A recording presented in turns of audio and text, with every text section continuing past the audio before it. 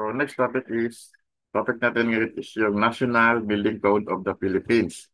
So for ML laws, ethics codes, and standard. Okay?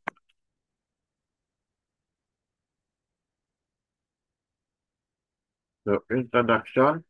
So the National Building Code of the Philippines, formerly known as Presidential Decree number 1096, was enacted on February 19, 1977. It provides the legal framework for building, construction, and occupancy standards in the Philippines. This code aims to ensure the safety, health, and general welfare of the public by regulating the design, construction, occupancy, and maintenance of buildings and other structures. Okay. So key points of PD 1096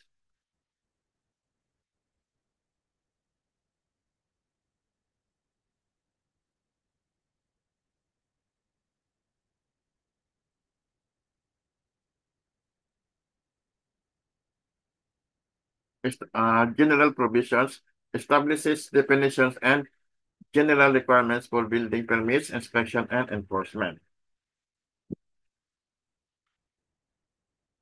Occupancy classification classifies building into various occupancies categories, each with specific requirements for safety, accessibility, and structural integrity. Ito yung laman na building design and construction specifies minimum is the standards for design and construction practices, including structural integrity. Laging hinahanap yan. Fire safety, pinto. And health standard, na rin to. Okay? Accessibility promotes ease of access for persons with disabilities to all public buildings. Yung may wheelchair, mga PWD, kailangan yan with access para makapasok yan.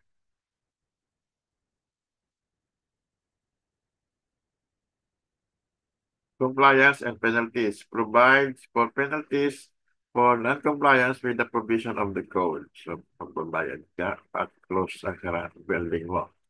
Stop construction. So, Republic Act 6541, this is the previous. Republic Act 6541, which was enacted earlier in 1972, is another significant piece of legislation concerning building regulation in the Philippines. It was an earlier attempt to set national standard for building construction before the enactment of PD 1096. Transition from RA 6541 to PD 1096. Consolidation of regulations. So PD 1096 was meant to modernize and replace previous laws that regulated building standards, including RA 6541. Improvements of standards. PD 1096 introduced more detailed and comprehensive building standards and regulations to improve the overall safety and quality of buildings in the Philippines. Recommendations and updates. PD 1096 has been the basis for subsequent legislative amendments and local government units ordinances to further in this building regulation.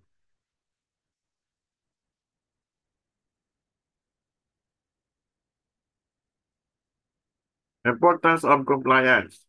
Both RS 6541 and PD 1096 emphasize the need for compliance with building standards to safeguard life, health, and property.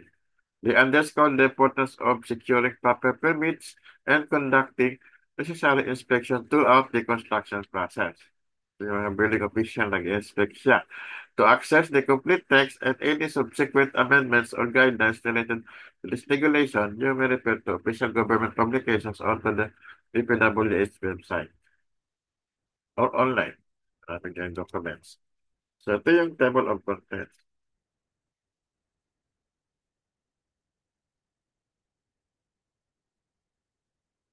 Okay,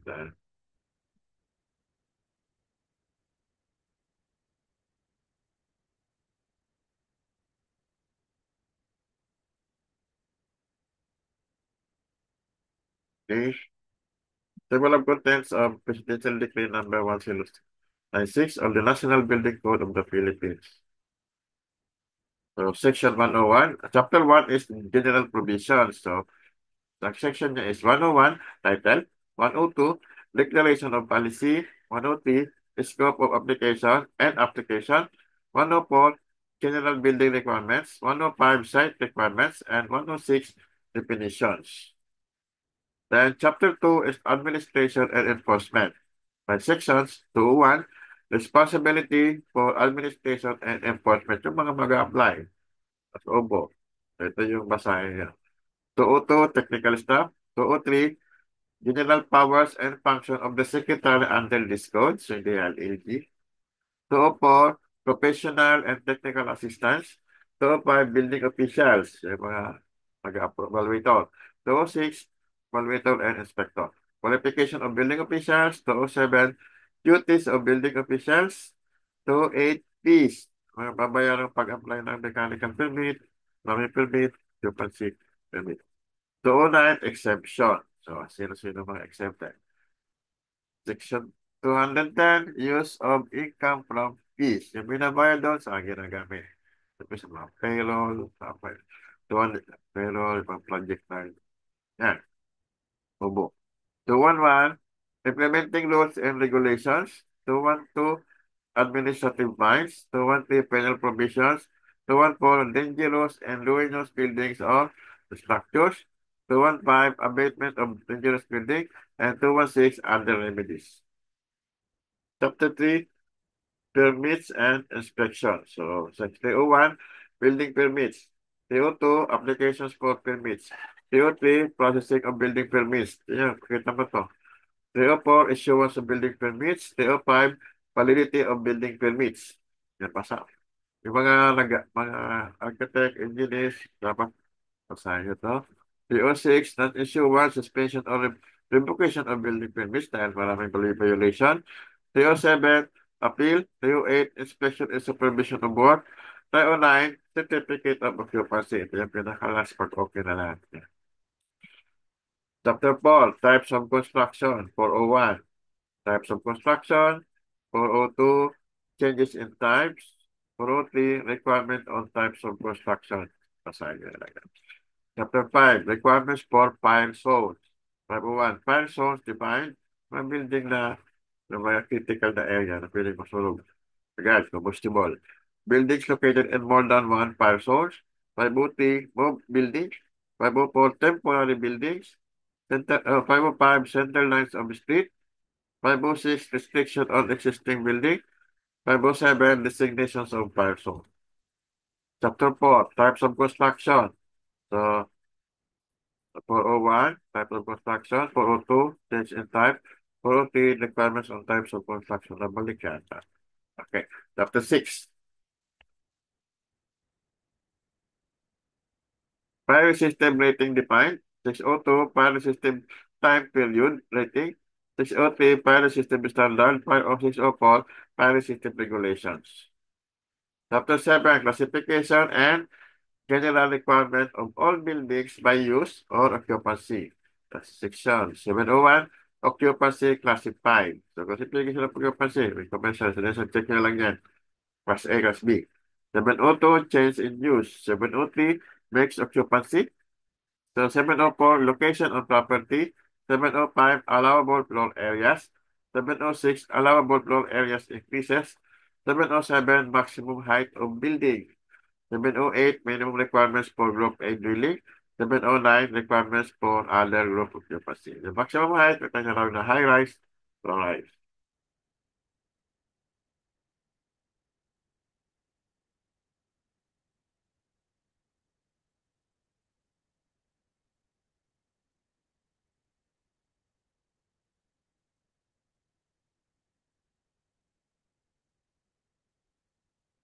Chapter 8, light and ventilation. So 801, general requirements of light and ventilation. 802, measurement of site occupancy. 803, percentage of site occupancy. 804, size and dimension of courts. 805, ceiling heights. Kailangan sa mga design ng lighting sa ventilation. 806, size and dimension of rooms. 807, airspace requirement in determining the size of room. Kung dapat mga above sa'yo na kakasirculate ng hangin. So, windows opening, nasa si mga comfort rooms. Vent shop, ventilation system, artificial ventilation. Chapter 9, Sanitation. So, Section 901, General Requirements. 902, Water Supply System. 903, Wastewater Disposal System. 904, Storm Drainage System. 905, Pest and Vermin Control. 906, Noise Pollution Control. 907, Pipe Materials. Chapter 10, Building Protection, Building Projection over Public Street. May mga extension. 1001, General Requirements. 1002, Projection into alleys or street. 1003, Projection of balconies and appendages over street. May mga, ano yan, yung mga distansya. 1004, Arcades. 1005, Canopies, Markers. 1006, Movable awnings or hood. 1007, Doors, windows, and the like. 1008, Corner buildings with chaplan.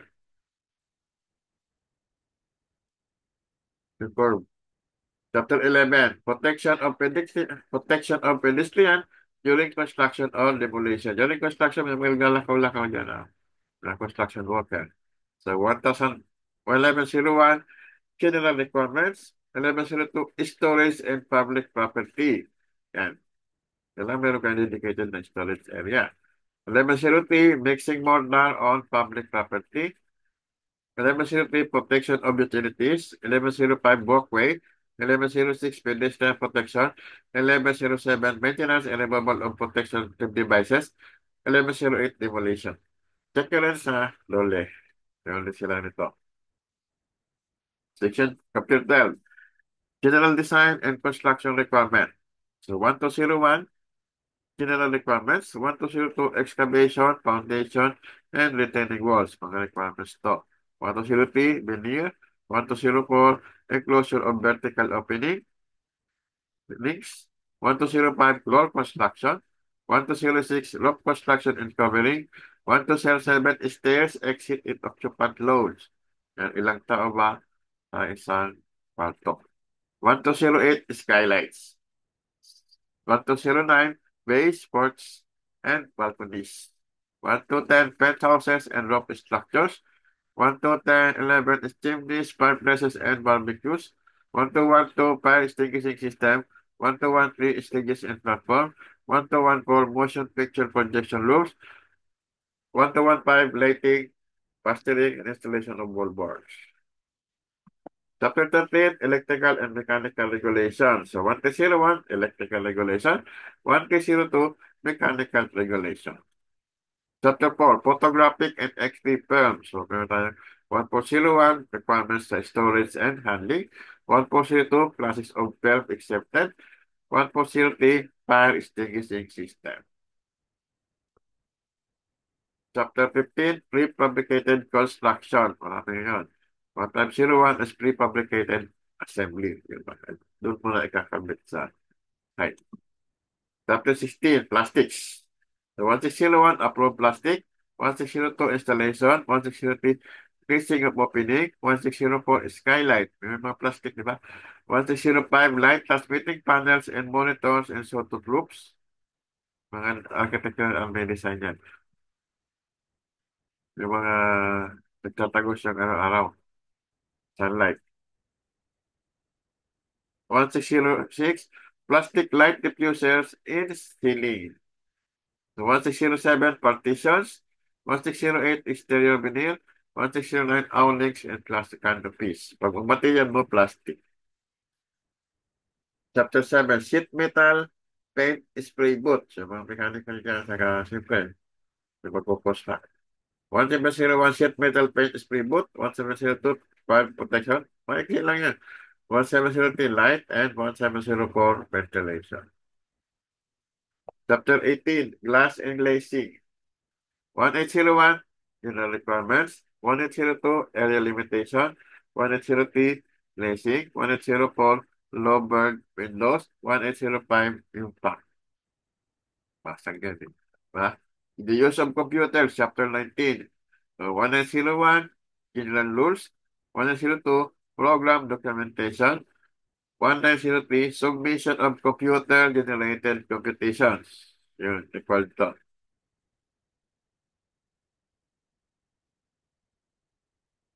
Chapter 20, the use of signs. A signboard. Ay, po yata ito. 2001, mga signs. Unit requirements. 2002, maintenance. 2010, design and construction. 2004, support and anchorage. Yung mga signboards. 2005, projection and clearances. Meron ditong dimensions. Ano? Meron ditong requirements. Mga dimension. 2006, lightning and, line 6. Lightning. Yeah? Kaya require ng permit yan. Mga signboard. Chapter 21, Transitory and Final Provision. So 2,101, Existing Building and Structure.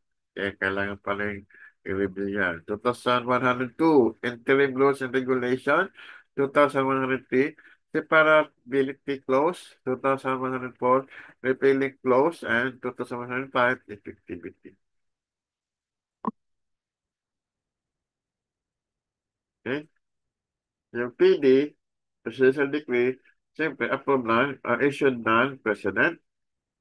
Yung ano naman, Republic Act is by the, passed by the Congress, signed by the President. So, marami nilaanan. By Republic.